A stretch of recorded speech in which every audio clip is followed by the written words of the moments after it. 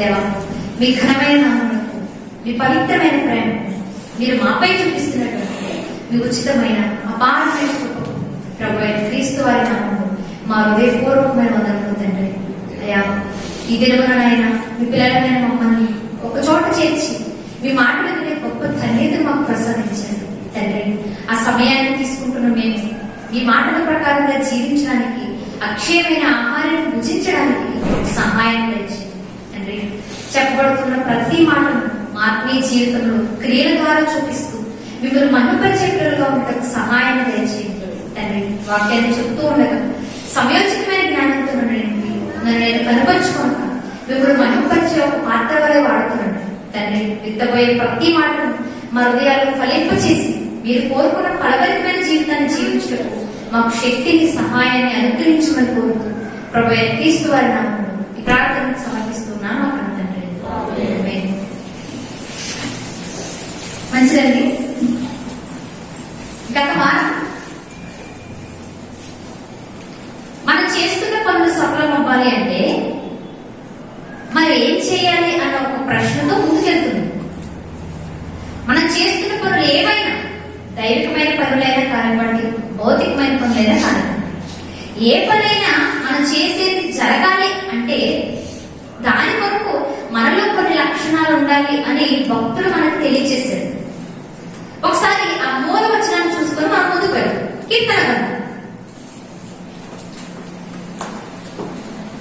కీర్తన గ్రంథం మొదటి కీర్తన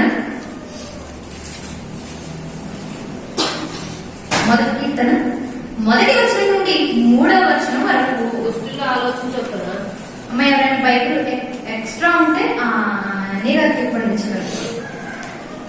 కీర్తన మొదటి గ్రంథం మొదటి అధ్యాయం. దృష్టిలో ఆలోచించకున్నాడు ఒక పాపుల మార్గమున నిలువక, అపహాసకులు కూర్చుండు చోటను కూర్చుండక, యెహోవా ధర్మశాస్త్రం నందు ఆనందించుచు దివారాత్రము దానిని ధ్యానించువాడు ధన్యుడు. అతడు నీటి మార్గంలో వారు నాటబడిందై ఆకు ఆడక తన కాలమందు ఫలమిచ్చు చెట్టు వలె ఉండును. అతడు చేరినదంతయు సఫలమగు. ఇప్పుడు ఒక వ్యక్తి చేస్తున్న పనులన్నీ కొన్ని కోసమా, అన్ని సఫలం అవ్వాలి అంటే జరగాలి అంటే ఒకటి పై ఉన్న లక్షణాలు మనలో ఉన్నాయో లేదో చూసుకోవాలి. నిజంగా పై ఉన్న లక్షణాలు ఏంటి అంటే, ఒకటి దుష్టుల ఆలోచన చొప్పున నడవక, పాపుల మార్గంలో నిలవక, అపహాసకులు కూర్చుంటే చోట కూర్చోనక. ఇక 3 తీసివేసుకోవలసిన లక్షణాలు. వీటిలో మనం ఎన్ని ధ్యానించాము అంటే, దుష్టుల ఆలోచన చొప్పున నడవక అన్న మాటను ధ్యానించేస్తాం. ధ్యానించడం మాత్రమేనా, అమలు చేస్తున్నాము. ఏది ధ్యానించినా, ఏది నేర్చుకున్నా క్రియల ద్వారా మన జీవితంలో జరగకపోతే మనం చేసే పనులు జరగవు. దుష్టుల ఆలోచన గురించి నేర్చుకున్నంత మాత్రాన మనం చేసే పనులు జరిగిపోవు. దుష్టుల ఆలోచనల ప్రకారంగా మనం దూరంగా జరగాలి, అప్పుడు జరుగుతాయి. దుష్టులెవరో, వారి ఆలోచన విధానం ఎలా ఉంటుందో, వారి ఆలోచన చొప్పున ఎందుకు ఏకీభవించకూడదో ఒకసారి మనం నేర్చుకున్నాం. ఇక పాపుల మార్గం ఎలా ఉంటుంది అన్న ప్రశ్న వేసుకున్నప్పుడు, పాపులు నడిచే మార్గం గురించి ఆలోచించడానికంటే ముందు అసలు పాపులు ఎవరో మనం నేర్చుకున్నాం. గత వారం అదేనా? ఎవరు పాపులు? ఒక మాట చెప్పారు. క్రైస్తవులుగా ఈరోజు ఆజ్ఞను అతిక్రమించడం పాపం. ఏ ఆజ్ఞలు? క్రైస్తవ సమాజానికి దేవుడు 2 ఆజ్ఞలు జారీ చేశాడు. ఆ 2 ఆజ్ఞలలో ఒక మనిషి స్థాయిని నిలబెట్టే ఆజ్ఞల సారం అందులో ఉంది. 1 దేవుడిని ప్రేమించడం, 2 నీ సహోదరుని ప్రేమించడం. నిజంగా నీ దేవుడిని ప్రేమిస్తే నీ దేవుడి కొరకు పవిత్రంగా, పరిశుద్ధంగా, సంపూర్ణంగా బ్రతుకుతారు. నీ సహోదరుని నువ్వు ప్రేమిస్తే నీ సహోదరుడికి ఏ హాని జరిగించకుండా, నీ సహోదరుని జీవితం పాడు చేయకుండా చక్కగా ఉండగలరు. ఇవి 2 ప్రతి మనిషి జీవితంలో ఉండాలి అని దేవుడు చెప్పిన ఆజ్ఞలు. ఇకపోతే ఈ పాపుల మార్గం ఎలా ఉంటుంది అన్న ఆలోచన చేస్తే ఒక చిన్న విషయం చెప్తాను. ఎలా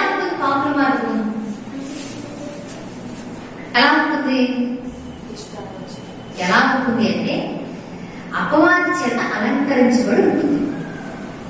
ఒక మనిషిని వేటి ద్వారా పడగొట్టాలో వాటన్నిటి చేత అలంకరించబడిందే పాపుల మార్గం. ఒక మనిషిని పడగొయ్యడానికి ఏవైతే అవసరమో వాటి చేత నీటిగా అపవాది అలంకరించిన మార్గమే పాపుల మార్గం. ఈ మార్గంలో ఎప్పుడైనా ఎవరైనా పడిపోయారా చరిత్రలో అన్న ఆలోచన మనం చేసినప్పుడు పడిపోయిన వారి సంఖ్య వేల మీద లెక్కపెట్టచ్చు.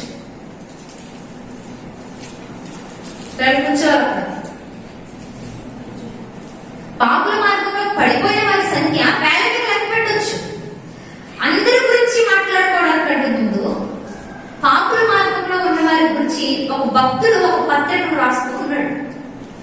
పాపుల మార్గంలో ఎవరు కనపడుతున్నారు మనకు అంటే ఆ భక్తుని దగ్గరికి వెళ్ళి చూద్దాం. యూదాగా రాసిన పత్రిక, యూదాగా రాసిన పత్రిక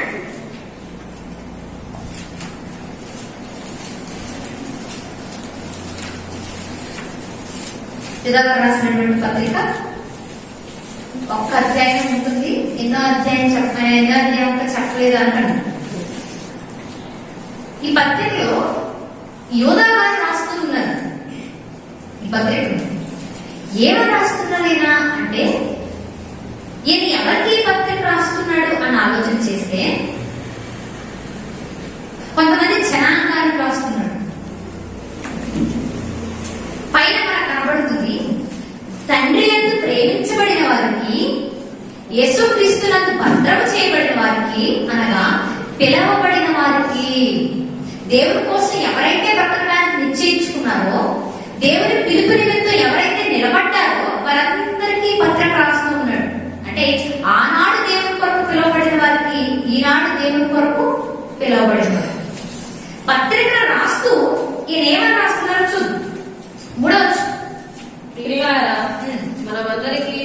మనకందరికీ కలిగేడు రక్షణ గూర్చి మీకు రాయవలనని విశేష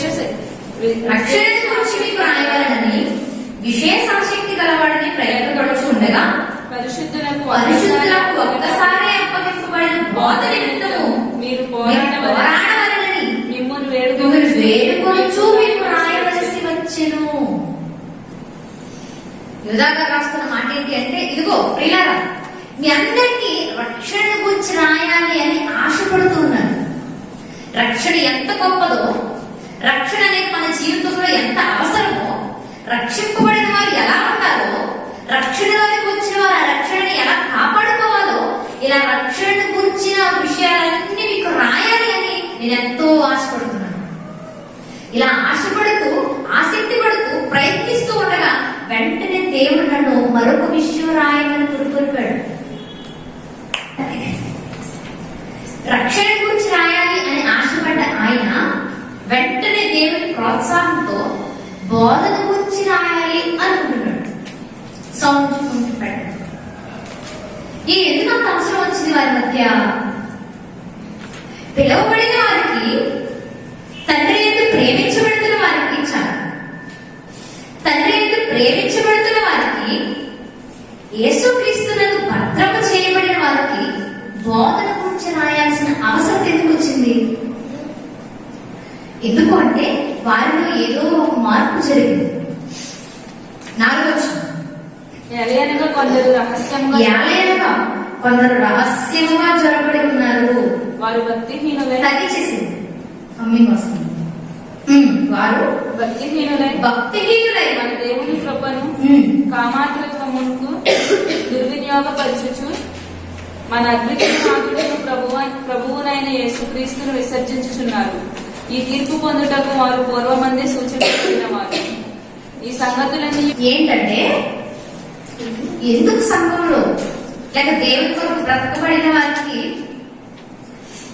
ఎందుకు బోధ గురించి రాయాల్సిన అవసరం వచ్చింది అంటే, వారు పరిశుద్ధంగా దేవుని కొరకు బ్రతుకుతూ ఉంటే వారిలో కొందరు చొరబడ్డారట. ఎవరు వారు? పేతురు గారు మాట్లాడుతూ, మీలో అబద్ధ ప్రవక్తలు బయలుదేరుతున్నారు అని మాట్లాడారు. మీ కొరకు దేవుని బోధకు విరోధంగా బోధకులు బయలుదేరుతున్నారు అని పేతురు గారు యోధా గారి కంటే ముందే రాస్తారు. ఇప్పుడు పేతురు గారు ఎవరి గురించి అయితే రాశారో ఆ అబద్ధ బోధకులు, అబద్ధ ప్రవక్తలు సంఘంలో దేవుడి కొరకు బ్రతుకుతున్నటువంటి వీరి దగ్గరకు వచ్చేసారు. మీలో కొందరు రహస్యముగా చొరబడి అబద్ధ బోధన చెప్తున్న వారు, దేవుడికి విరోధమైన బోధన చేస్తున్న వారు వారి మధ్యన చొరబడ్డారట. అందుకే వారిని గురించి జాగ్రత్త పడాలి అని, అటువంటి బోధన గురించి, అటువంటి వ్యక్తుల గురించి మీ ఆత్మీయ జీవితాన్ని మీరే రక్షించుకోవాలి అని వారిని హెచ్చరిస్తూ రాస్తున్నారు ఈ పత్రిక. ఏంటి వాళ్ళు చేస్తున్న దుర్బోధ? దేవుడి కొరకు ప్రతిష్ఠించుకున్న వారిని సైతం చెరిపేసి ఏ బోధ చేస్తున్నారు వారు అంటే, దేవుడి కృపను కామాత్రత్వానికి వినియోగించుకునే మాటలు చెప్తున్నారట. దేవుడి కృపను కామాత్రత్వానికి వినియోగించుకునే బోధ మాటలు వారి మధ్య వినబడుతూ ఉన్నాయి. అంటే వచ్చిన అబద్ధ బోధకులు ఏం చెప్తున్నారు అంటే, దేవుడి కృప మీకు ఎక్కువగా కావాలంటే మీరు ఎక్కువగా పాపం చేసేయాలి. మీరు ఎంత పాపం చేస్తే దేవుడు మీకు ఎంత కృప చూపిస్తాడు అన్న దుర్బోధ ఆనాడే ప్రారంభమైపోయింది. పొరుగా మాట్లాడుతుంటారు ఇలాంటి సందర్భం. చూద్దాం ఒకసారి. రోమిలకు రాసిన పత్రిక 5వ అధ్యాయం చివరి వచనం. అయినను పాపము మరణమును ఆధారము చేసుకొని ఎలాగూ ఏలెనో అలాగే నిత్య జీవము కలుగుటకై నీతి ద్వారా కృపయు మన ప్రభువైన యేసుక్రీస్తు మూలముగా ఏలు నిమిత్తము పాపం ఎక్కడ విస్తరించెనో అక్కడ కృప అపరిమితముగా విస్తరించెను. చాలు. ఇక్కడ జరుగుతున్న విషయం ఏంటంటే, పాపం ఎక్కడైతే విస్తరిస్తుందో అక్కడ దేవుని కృప కూడా విస్తరిస్తుందట. మీకు సమాజాన్ని చూస్తే ఈ విషయం మీకు అర్థం కాదు. సమాజంలో ఎంతో మంది దుర్మార్గులు ఇంకా సజీవంగా ప్రాణాలతోనే ఉన్నారు. ఆడపిల్లలు చిదివేసిన దుర్మార్గులు ఇంకా సొసైటీలో తిరుగుతూనే ఉన్నారు. అత్తమామను చంపేసిన కోడళ్ళు ఇంకా సమాజంలోనే ఉన్నారు. తల్లిదండ్రులను వదిలేస్తున్నటువంటి కొడుకులు ఇంకా రోడ్లలో తిరుగుతున్నారు. వీరికి తప్పు చేస్తూ ఉంటే, వీరిని పాప పనులు చేస్తూ ఉంటే దేవుడు ఎందుకంటే వీరిని శిక్షించట్లేదు అన్న ప్రశ్న మనకు రావట్లేదు. నిజంగా దేవుడు ఉంటే వీరందరినీ చంపేయాలి కదా. ఇంత భయంకరమైన పాపపు స్థితిలో వీరు బ్రతుకుతుంటే వీరు ఇంకా ఎందుకు దేవుడు ఉంచాడు అన్న ప్రశ్న వస్తుంది. దానికి జవాబు ఏంటో తెలుసా? దేవుడు వారి పైన కృప చూపిస్తున్నాడు. ఇప్పుడు దేవుడు నేను ఎంత తప్పు చేస్తున్నా నాకే కృప చూపిస్తున్నాడు కదా. దేవుడు ఇంకా కృప చూపించాలంటే నేను ఎలాంటి తప్పులు 100 చేయాలి కదా అన్న ఆలోచనతో ముందుకెళ్ళిపోతున్నారు సమాజంలో. ఆ రోజు వారు కూడా అంతే. మనకు ఎక్కువ కృప కావాలి అంటే మనం ఎక్కువగా పాపాలు చేయాలి అన్న బోధకు చాలా మంది దగ్గరైపోయి అలా జీవితాన్ని కొనసాగిస్తూ ఉన్నారు. అటువంటి వారి మాటల నుండి మీరు జాగ్రత్త పడాలి అని భక్తుడు తెలియజేస్తూ రాస్తున్నాడు పత్రిక.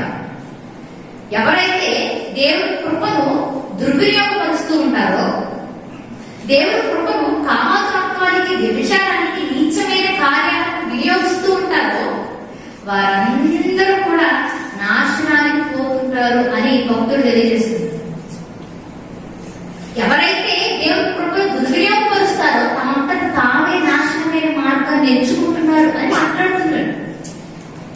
చరిత్రలో ఎవరైనా దేవుడి కృపను వినియోగించుకొని దుర్వినియోగంగా తీసుకొని తమకంటూ తామే నాశనమైపోయిన వారు ఎవరైనా ఉన్నారా అని మనం ప్రశ్నిస్తే భక్తులు తెలియజేస్తున్న వారు ఎవరు తెలుసా? 11వ వచనం యూదా పత్రిక. అయ్యో వారికి శ్రమ. ఎవరికి? ఎవరైతే దేవుడి కృపను దుర్వినియోగపరుస్తుంటారో, మాకు ఎక్కువ కృప కావాలి అని ఎక్కువ పాపంలో బ్రతుకుతూ ఉంటారో వారు తమంతట తామే నాశనమైన మార్గాన్ని జోగుతున్నవారు. అలాంటి వారికి శ్రమ. వారు కయ్యేను నడిచిన మార్గంలో నడిచి బహుమానం పొందవలెనని జిలాగు నడిచిన తప్పు త్రోవలో అతురముగా పరిగెత్తి తిరిగి కోరపు చేసినట్టు తిరస్కారం చేసి నశించిరి. ఇదిగో మీరు కాదు, చరిత్రను చూడండి. చరిత్రలో దేవుని కృపను దుర్వినియోగపరిచి చివరికి నాశనం అయిపోయిన వారు ఆల్రెడీ మనకు కనపడుతున్నారు కదా అని మాట్లాడుతున్నారు. ఎవరు కనపడుతున్నారు? టాప్ 3లో ముగ్గురు కనపడుతున్నారు. ఒకటి కయ్యేను కనపడుతున్నాడు. దేవుని కృపను దుర్వినియోగపరిచి నాశనం అయిపోయాయి. 2 బిలాం కనపడుతూ ఉన్నాడు. దేవుని కృపను గుర్తించక ఏదో కావాలని తప్పుగా పరిగెత్తి చివరికి నాశనానికి వెళ్ళిపోయాడు. ఘోరం కనపడుతున్నాడు. దేవుని తరపునే తిరస్కారం చేసి తనంతట తామే భూమిలోకి కూరుకుపోయిన వ్యక్తి, పాతాళంలో పడిపోయిన వ్యక్తి. అంటే మీరందరూ కూడా దేవుని కృపను గుర్తించకుండా, దేవుడిచ్చిన అవకాశాన్ని సద్వినియోగం చేసుకోకుండా వీరిపైన మీరు ఆధారపడి నాశనం అయిపోయిన వారు. వారిలో మొదటి వాడు కయ్యేను. ఇప్పుడు పాపుల మార్గంలో ఫస్ట్ నిలబడిన వ్యక్తి ఎవరు? కయ్యేనే. పాపుల మార్గం ఎలా ఉంటుంది అంటే కయ్యేను నడిచినట్లుగా ఉంటుంది. పాపపు మార్గం ఎలా ఉంటుంది అంటే కయ్యేను ఏ మార్గం అయితే నడిచాడో అదే పాపుల మార్గం. ఏ మార్గంలో నడిచాడు కయ్యేను? చూద్దాం ఒకసారి సందర్భాన్ని.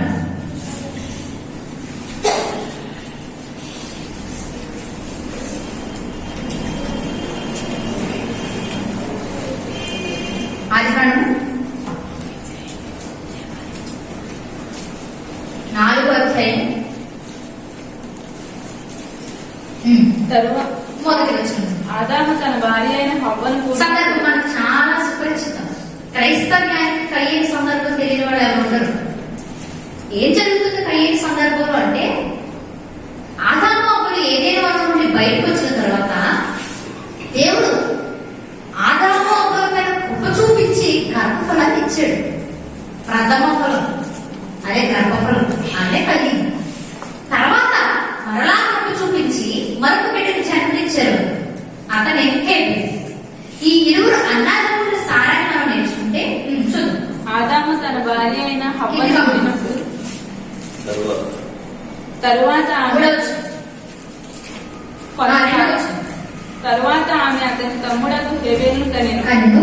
హేబేలు గొర్రెల కాపరి, కయ్యేను భూమిని సేద్యపరచువాడు. కొంతకాలమైన తర్వాత కయ్యేను పొలము పంటలో కొంత యెహోవాకు అర్పణగా తెచ్చింది. హేబేలు కూడా తన మందులో తొలిచూలిన పుట్టిన వాటిలో కొవ్విన వాటిని కొని తెచ్చెను. యెహోవా హేబేలు అతని అర్పణను లక్ష్య పెట్టెను. కయ్యేను అతని అర్పణను లక్ష్య పెట్టలేదు. చాలు. మొదటి పుట్టిన కుమారుడేమో భూమిని సేద్యపరుస్తున్నాడు, అంటే మన భాషలో చెప్పాలి అంటే రైతు. రెండవసారిగా పుట్టిన కుమారుడేమో మందర కాపురం వస్తున్నాడు, అంటే గొర్రెల కాపరి. ఇప్పుడు గొర్రెల కాపరిగా ఉన్న హేబేలు దేవుడికి అర్పణ ఇవ్వాలన్న ఆలోచన ముందుకొచ్చింది. కయ్యేను కూడా తను చేస్తున్న భూమిని సేద్యం చేస్తున్న ఆ పంటలో దేవుడికి అర్పణ ఇవ్వాలి అని ఇతను కూడా ముందుకొచ్చింది. ఇప్పుడు ఇరువురు అర్పణలు తీసుకొని నిలబడ్డారు దేవుని ఎదుట. కయ్యేనేమో పొలం పంటలు ఏదో తెచ్చాడు, కూరగాయలు, ఆకుకూరలు, ధాన్యము, పప్పు ఏదో. తను పండిస్తున్న పంటలో దేవుడికి అర్పణగా తీసుకొని ముందుకొచ్చాడు. హేబేలు కూడా మందర కాపులుగా ఉన్నాడు కాబట్టి గొర్రె పిల్లల్లో తొలిచూరుడు పుట్టిన వాటిని తీసుకొని ముందుకొచ్చాడు. ఇప్పుడు ఇరువురు అర్పణ చేత పట్టుకొని దేవుని ఎదుట నిలబడ్డప్పుడు ఎవరు తీసుకున్నాడు దేవుడు? ఎందుకు తీసుకున్నాడు? హేబేలుగా ఎందుకు తీసుకున్నాడు? గట్టిగా నిండు మనసుతో ఇచ్చాడట. Very good. ఇంకా హృదయపూర్వకంగా ఇచ్చాడు. శ్రేష్టమైనవి ఇచ్చాడు. ఇంకా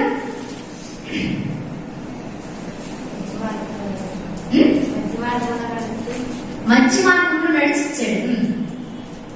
ఇంకా దేవుడు ఎక్కువగా ప్రేమించిచ్చాడు. ఓకే. క్రైస్తవ సమాజంలో ఇలాంటి భావాలే చాలా వరకు ఉన్నాయి.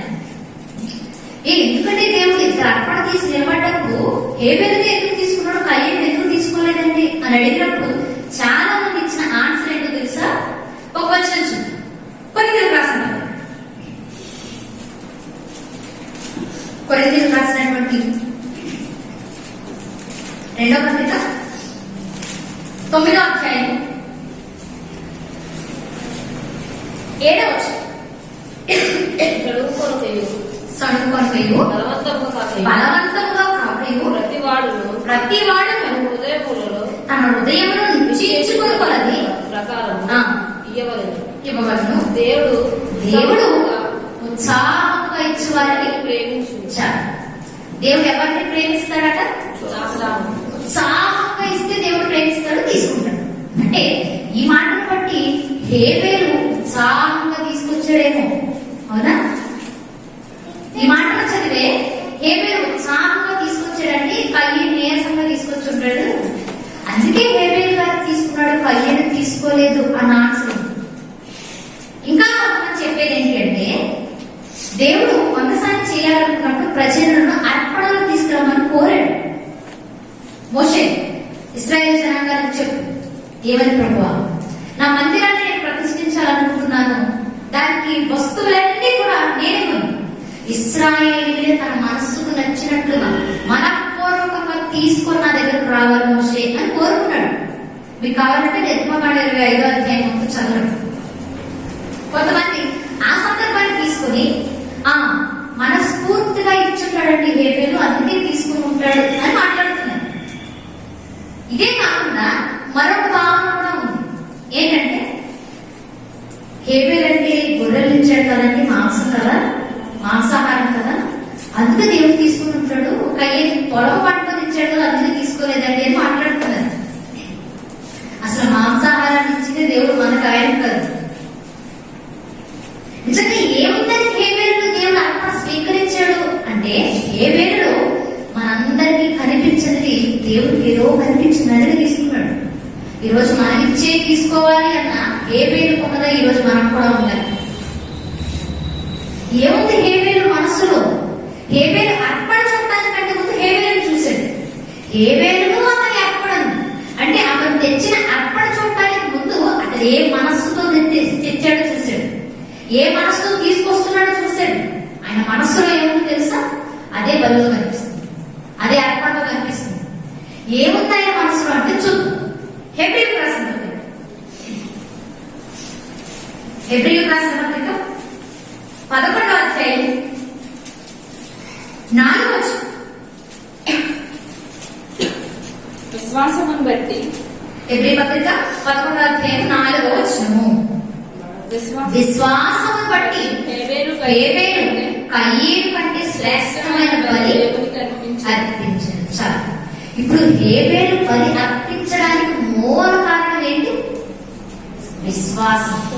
ఉత్సాహంగా తీసుకొచ్చినా తీసుకురాకపోయినా, మనం పూర్తిగా తీసుకొచ్చినా తీసుకురాకపోయినా, ఆయన మనస్సులో విశ్వాసం లేకపోతే ఆయనకు కూడా దేవుడు తీసుకునేవాడు కాదు.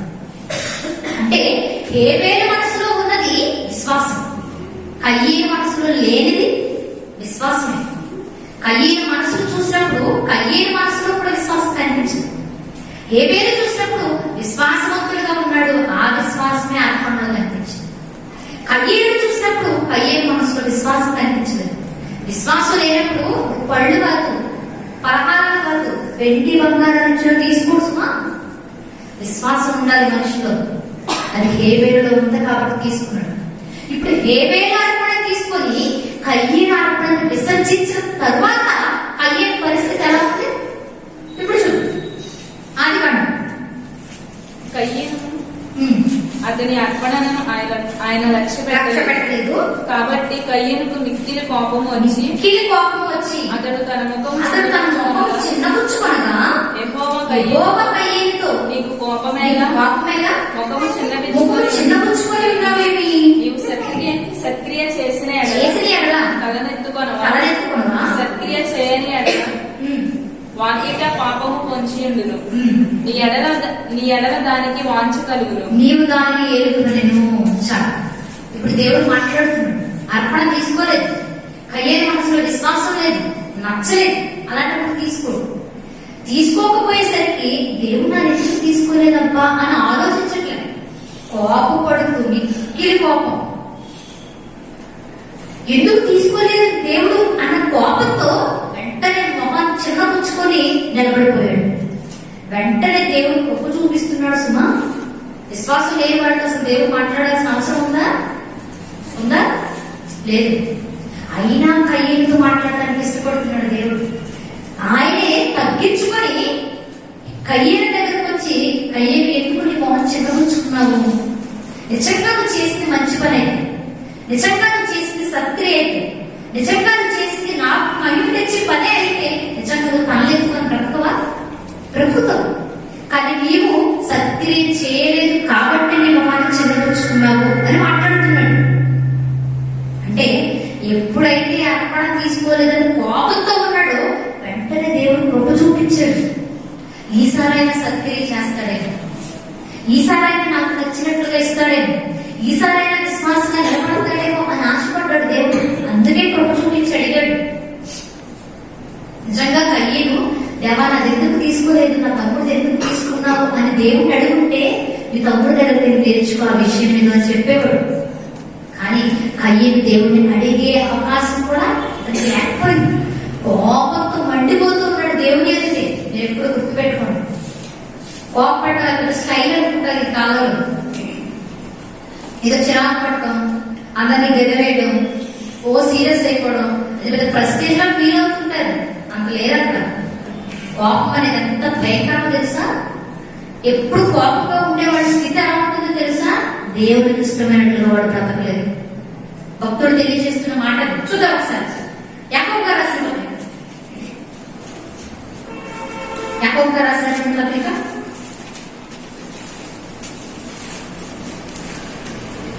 1వ అధ్యాయము 19వ వచనం.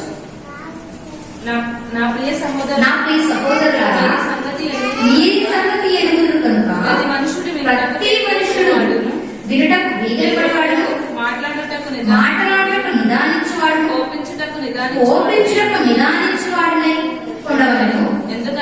ఎందుకనగా నరుని కోపము దేవుని నీతిని నెరవేర్చదు. మనిషి కోపము దేవుని నీతిని నెరవేర్చలేదు. అందుకే కయ్యేను నెరవేర్చలేకపోయాడు. కోపంతో మండిపోయాడు తప్ప నా దేవుని ఎదుట నేను నా తమ్ముళ్ళ ఎలా నీతిమంతులుగా నిలబడాలని ఆలోచించాను. ఎప్పుడైతే కోపంతో నిండిపోయాడో నీతిని జరిగించే అవకాశం లేదు. తమ్ముడు దేవుడి చేత నీతిమంతులని సాక్ష్యం పొందాడు అర్పణ అర్పించి. అని కయ్యేను శాపాన్ని గుర్తు తెచ్చుకున్నాడు. అంటే కోపం అనేది ఆత్మీయ జీవితం పడిపోవడానికి మొదటి మెట్టు అన్నమాట. అది కయ్యేను నడిచిన మార్గం కోపం. 2, దేవుడు కృప చూపించినప్పటికీ కోపంతో మండిపోయి రగిలిపోతూ ఎవరి దగ్గరికి వెళ్ళారు? తమ్ముడు దగ్గరికి వెళ్ళాడు. తమ్ముడు దగ్గరికి వెళుతూ కూడా కోపంతోనే వెళ్ళాడు. సుమా మీరు అది మర్చిపోకండి. కోపంతో వెళుతూ తమ్ముడితో తమ్ముడు మాట్లాడాడు. అదేనా ఆయన కయ్యేను తన తమ్ముడైన హేబేలుతో మాట్లాడి 8వ వచనం. కయ్యేను తన తమ్ముడైన హేబేలుతో మాట్లాడాడు. ఏం మాట్లాడుతున్నాడు? వారు పొలంలో ఉన్నప్పుడు చాలా కయ్యేను కోపంతో తన తమ్ముడు దగ్గరికి వెళ్ళిపోయి పొలంలో తమ్ముడు కలుసుకొని మాట్లాడుతున్నాడు. ఏమని మాట్లాడారు? అదే తమ్ముడు కంగ్రాచులేషన్స్, దేవుడికి అర్పణ తీసుకున్నాడు. ఎలా ఇచ్చావు దేవుడికి అర్పణ? ఏ మనసుతో తీసుకొచ్చావు దేవుడికి? దేవుడికి అంత శ్రేష్టమైన బలివ్వాలని నీకు ఎందుకు అనిపించింది అని అడుగుంటాడా? కోపంతో నిండిపోయిన వాడికి ఎప్పుడు సద్బోధనతో కూడిన మాటలు రావు. కయ్యేను కూడా వచ్చుండవు. తమ్ముడితో మాట్లాడుతున్నాడు. ఎందుకు ఇచ్చాను అసలు అర్పణ? నీకంటే ముందుకుంటే నేను, నాకంటే గొప్పవాడు నువ్వు, ఫస్ట్ పుట్టిన అందరికి ఇదే ఫీలింగ్ ఉంటుంది. నాకంటే పెద్దవాడు నువ్వు, ఎందుకు ఇచ్చావు అర్పణ? ఇచ్చినా దేవుడికి ఇచ్చానని ఎందుకు ఇచ్చావని సీరియస్ గా పోట్లాడుకుంటాడు మా భాషలో. కోపంతో మాట్లాడుతూ తమ్ముని నీడపడి చంపేశాడు. కత్తి దుయ్యలేదు, ఖడ్గాలు యుద్ధాలని జరగలేదు. 2 మంది చంపేస్తూ చేతులతో కొట్టి చంపుతూ ఉంటే కూడా అలానే నిలబడిపోయాడు హేబేలు. అది ఆయన విశ్వాసం. అంటే పొరుగువాడిని ప్రేమించు అన్న ఆజ్ఞ హేబేలు జీవితంలో నెరవేరుస్తున్నాడు. దేవుని ప్రేమించు అన్న ఆజ్ఞ హేబేలు జీవితంలో అప్పటికి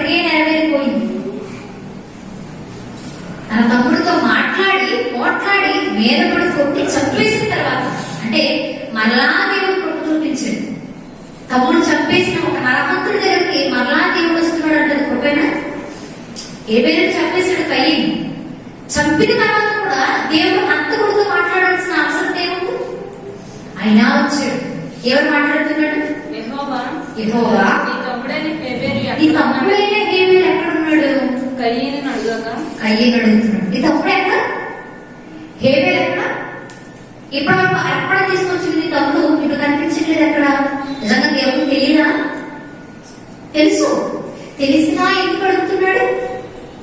చేసిన పాపాన్ని ఒప్పుకుంటాడేమో అన్న ఆలోచన, చేసిన తప్పును సరిదిద్దుకుంటాడేమో అన్న ఆలోచన, ప్రభు పాదాలు పట్టుకొని క్షమించమని అడుగుతాడేమో అన్న ఆలోచనతో హేబెలు ఎక్కడ? నీ తమ్ముడు ఎక్కడ కయ్యేను అని అడుగుతున్నాడు. మరలా ఆన్సర్ ఎలా ఉంది? అతడు నేను ఎరుగను నా నా తమ్మునికి నేను కావాలన్నా అని చాలు. నాకు తెలియదు నా తమ్ముడు దగ్గర నేను కాపురం ఉన్నానా? నాకెలా తెలుస్తుంది నా తమ్ముడు ఎక్కడున్నాడు? అంటే కోపంతో క్రోధంతో కూడిన మాట లేదు. తమ్ముడు చంపి కూడా ఎవరికీ తెలియదు కదా అన్నట్టుగా మాట్లాడుతున్నాడు. అంటే సహోదరుడిని చంపే ఒక భయంకరమైన పరిస్థితి కయ్యేరు జీవితంలో ఉంది. తెలిసి రెండవసారి దేవుడు కృప చూపిస్తున్నా ఆ కృపను దుర్వినియోగపరుస్తున్నాడు కయ్యేరు. ఆ కృపను నెట్టేస్తున్నాడు పక్కకి. అప్పుడు దేవుడు మాట్లాడుతున్న మాట ఏంటో తెలుసా? చూద్దాం. అప్పుడు ఆయన నీవు చేసిన పని ఏమిటి? నీ తమ్ముని రక్తం యొక్క స్వరము నేలలో నుండి నాకు మొరపెట్టుచున్నది. కావున నీ తమ్ముని రక్తము నీ చేతిలో నుండి పుచ్చుకోవడకు నోరు తెరిచిన ఈ నేల మీద ఉండగా నీవు శపించబడిన వాడవు. నీవు నేలను సేతిపరిచినప్పుడు అది తన సారము నీకు మీద ఇవ్వదు. నీవు భూమి మీద దిగులు పడచ్చు, దేశ వివరమై తిరుగుదవలను. ఇప్పుడు కయ్యేకి శిక్ష వస్తుంది. ఒకటి, నీ తమ్ముడిని ఎలా అయితే చంపావు, నీ తమ్ముడి రక్తము నీ చేతుల నుండి ఎలా అయితే ఒలికి భూమిని నేలపాలైపోయిందో అదే భూమి మీద నీ రక్తం కూడా చెందినప్పుడు. ఏ తమ్ముడి రక్తం అయితే తీసుకోవడానికి భూమి నోరు తెరిచిందో ఆ భూమి మీద నువ్వు ఉండకుండా పోతావు. ఆ భూమిని నువ్వు సేతిపరుస్తూ ఉంటే ఆ భూమిని ఇక సారనెక్కదు. ఆయన ఒక్కడికే అది ఇప్పుడు పొలాలు బాగా పండట్లేదు కదా, నాకు కూడా వచ్చింది అనుకోకండి. ఆయన ఇవ్వబడ్డు. నువ్వు భూమిని సేతిపరుస్తూ ఉంటే, పంటలు వేస్తూ ఉంటే నీకు సారవ్వదు. మరింత భయంకరమైనది, నువ్వు నా కళ్ళ ముందు దేశ తిప్పలుగా తిరుగుతావు అన్న 3 శిక్షలు విధిస్తున్నాడు దేవుడు. ఒకటి, నేల మీద ఉండకుండా శపించబడిన వాడు. 2, భూమి నీకు సారాన్ని ఇవ్వదు. 3, భూమి మీద దేశ తిప్పలపై తిరుగు. ఈ 3లో 2 మీరు ఆలోచించండి. ఏంటది? భూమి నీకు సారాన్ని ఇవ్వదు, బ్రతికినంత కాలం నీకు సారం ఇవ్వదు. ఈ దేశ తిప్పలపై తిరుగుతావు అంటే నువ్వు బ్రతికున్నంత కాలం ఈ భూమి మీద దేశ తిప్పలుగా దేశాలు పట్టుకుని తిరుగుతావు తప్ప ఎక్కడా స్థిరంగా ఉండలేవు. 3వది, ఈ భూమి మీద ఉండకుండా శపించబడిన వాడు. నేల మీద ఉండకుండా శపించబడడం ఏంటి? ఈ దేశంలో కాకపోతే ఇంకో దేశంలో తిరుగుతాడు, ఈ దేశం కాకపోతే ఇంకో దేశంలో బ్రతుకుతాడు. కానీ దేవుడు ఇస్తున్న మాట ఏంటో తెలుసా? నేల మీద ఉండకుండా శపించబడాలి. నువ్వు నేల మీద ఉండకుండా ఇంకెక్కడ ఉండాలి? ఆయన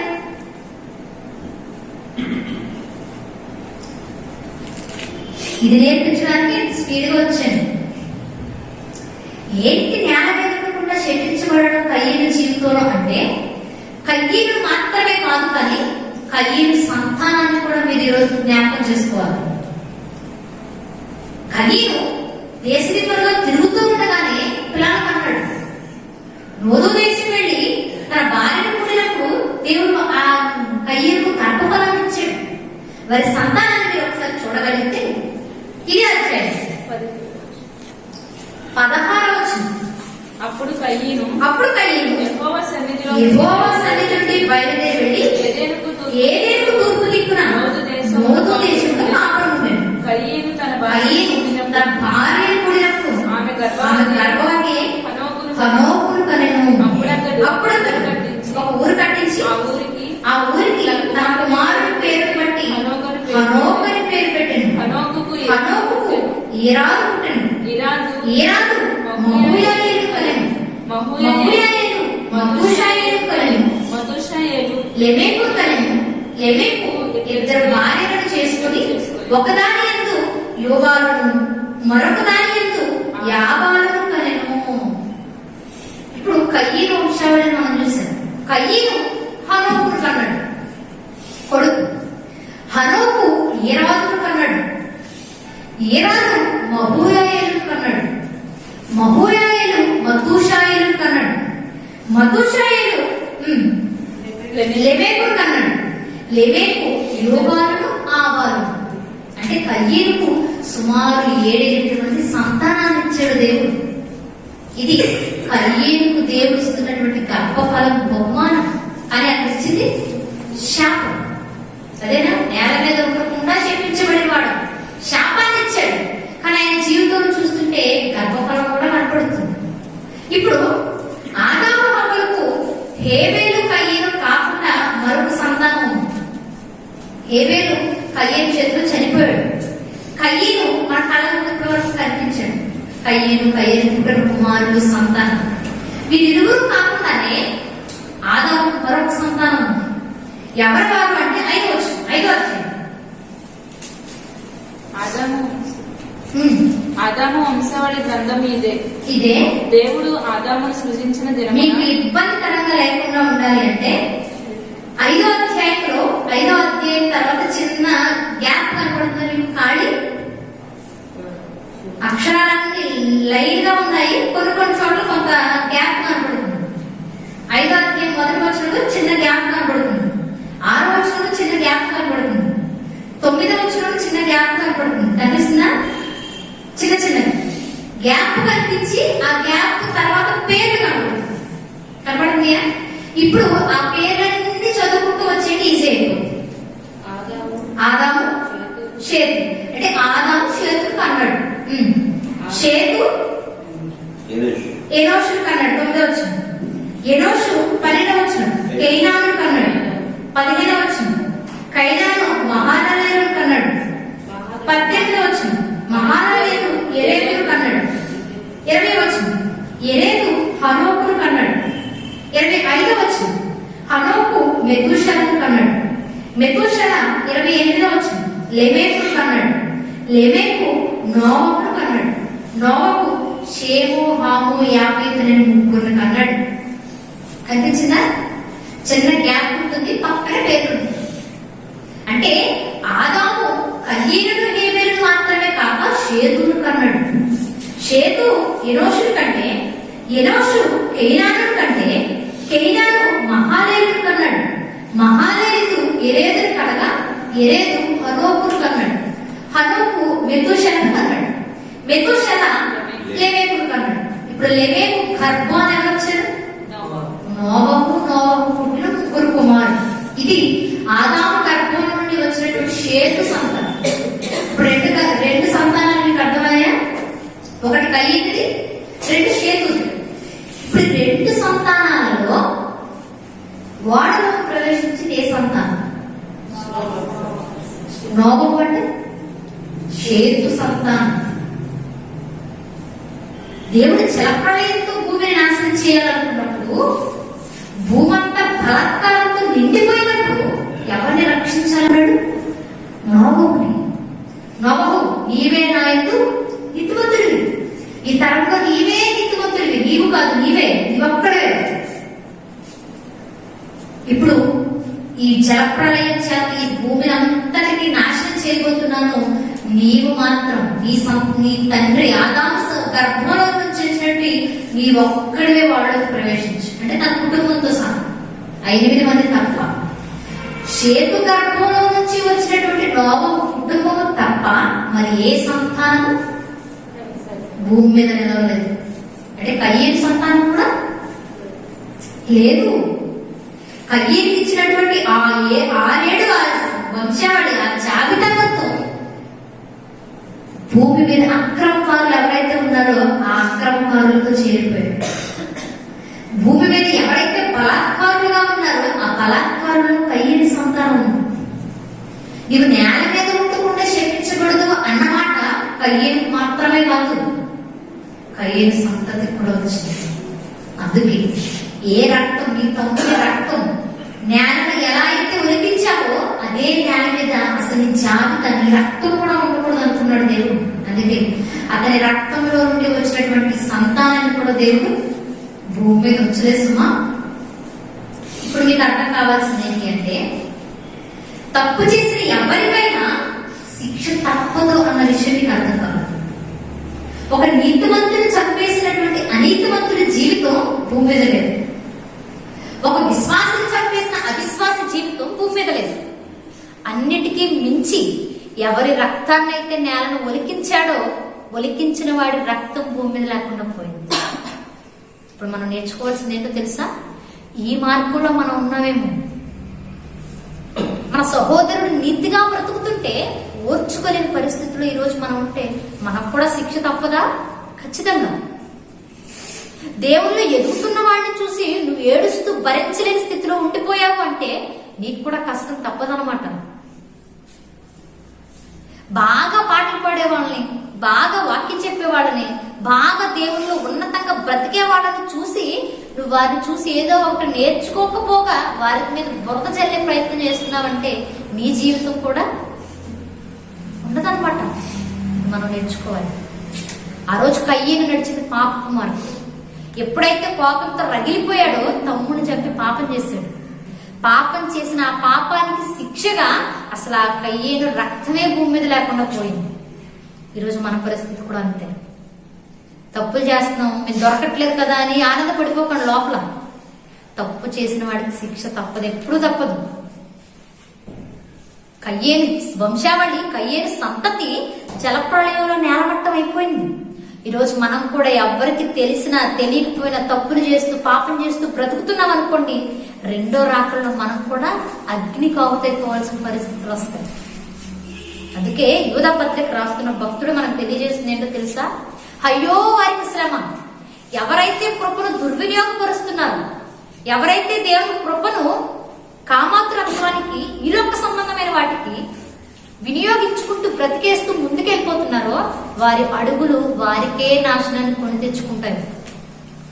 మీకు శ్రమ కలుగుతుంది. పూర్వం ఆ పాపకు మార్గంలో నడిచిన కయ్యేనును చూడండి అని మనకు జ్ఞాపకం చేస్తున్నాడు. పూర్వం నడిచిన బిలామును చూడండి అని జ్ఞాపకం చేస్తున్నాడు. పూర్వం నడిచిన కయ్యేనును, బిలామును, కోరమును చూడమని జ్ఞాపకం చేస్తూ ఉన్నాడు. ఈరోజు నిజంగా అలాంటి మార్గంలో ఈరోజు మన అడుగులు పడితే మన అడుగులు కూడా నిత్య నరకంలో పడే వరకు ఆగదు. అందుకే పాపుల మార్గంలో నువ్వు ఎందుకు నిలవకూడదు అంటే, నిలిచిన వాడి జీవితం చూడు. పాత నిబంధన ఏమైపోయింది? జలప్రళయంలో మునిగిపోయారు. అంటే తప్పు చేసిన ఎవరికైనా శిక్ష తప్పదు పాప మార్గంలో ఉంటే. ఈరోజు మనం దేవుని పేరు చెప్పుకొని పాప మార్గంలో బ్రతుకుతుంటే మరీ ఎక్కువ శిక్ష. అందుకే పాపపు మార్గమును మీరు నిలవకండి. నిలిస్తే మీకు చివరికి నాశనం జరుగుతుంది. మీరు భూమి మీద చేసే ఏ పని కూడా సఫలం అవ్వవు అని తెలియజేస్తున్నాడు భక్తుడు. ఇప్పుడు పాపుల మార్గంలో మొదటి వాడు ఎవరు? రెండో వాడు బిలాము గురించి నేర్చుకోవాలి. మరి ఎప్పుడు బిలాము గురించి నేర్చుకోవాలి అంటే, బిలాము గురించి తెలుసుకోవాలి అంటే మరలా వచ్చే వారం వరకు ఎదురు చూడటం కాదు, ఈలోపు మీరు చదవండి ఎక్కడుందో. బిలాము జీవితం ఎలా ఉంటుంది అంటే అది కూడా పాప మార్గంలోనే ఉంటుంది. కానీ ఏ విధంగా పాపంలో పడిపోయాడు అన్నది వచ్చేవారు మరలా మాట్లాడుతుంది. దేవుడు మనం ఆయుష్ని ఇస్తే. కాబట్టి చిన్న ప్రార్థన చేసుకొని మనం ముగించుకుంటాం. పరిశుద్ధుడు, మహాగణుడు, మహోన్నతుడైన మా కన్న తండ్రి, దేవా, మీ ఘనమైన నామము, మీ పవిత్రమైన ప్రేమ మీరు మాపై చూపిస్తున్నటువంటి మీ ఉచితమైన కృప మరి ఒకసారి కృతజ్ఞతలు తండ్రి. దేవా, అపారమైన కృపతో దినదినము మమ్మల్ని కాపాడుతున్నారు అయ్యా. ఆ కృపను దుర్వినియోగపరచక కయ్యేను వల్ల మేము నశించిపోక దేవా, ఆ కృపకు తగినట్లుగా నడుచుకునే పిల్లలుగా ఉండటం సహాయాన్ని దయచేయండి దేవా. మీరు చూపిస్తున్న కృప ఎంత అమూల్యమైనదో తండ్రి, మాకు మరొక జీవితాన్ని ప్రసాదించిన కృపను మా అవసరాల కొరకు వినియోగించుకున్నాక మీ కొరకు బ్రతకడంలో వినియోగించడానికి సహాయం దయచేయండి తండ్రి. పాప మార్గంలో ఇప్పటికే మేము నడుస్తూ ఉంటే ఆ మార్గంలో నుండి ఈ మార్గంలోకి వచ్చినట్టు మాకు శక్తిని అనుగ్రహించండి దేవా. పాపుల మార్గంలో మేము నిలబడి మీకు ప్రార్థన చేస్తూ ఉన్నాం. పాపుల మార్గంలోనే బ్రతుకుతూ మీ కొరకు బ్రతకాలని ఆశపడుతూ ఉన్నాం తండ్రి. అవి సఫలం అవ్వవు అన్న విషయాన్ని మాకు తెలియజేశారు దేవా. పాపుల మార్గంలో మేము నిలబడకుండా మీకు నచ్చిన మార్గంలో నేనే మార్గం కుమారుడు పలికిన ఆ మార్గంలో మేము నిలబడటం మాలోని ప్రతి ఒక్కరికి శక్తిని అనుగ్రహించండి దేవా. తరలో వచ్చిన ప్రతి ఒక్క బిడ్డని జ్ఞాపకం చేసుకున్నాను తండ్రి.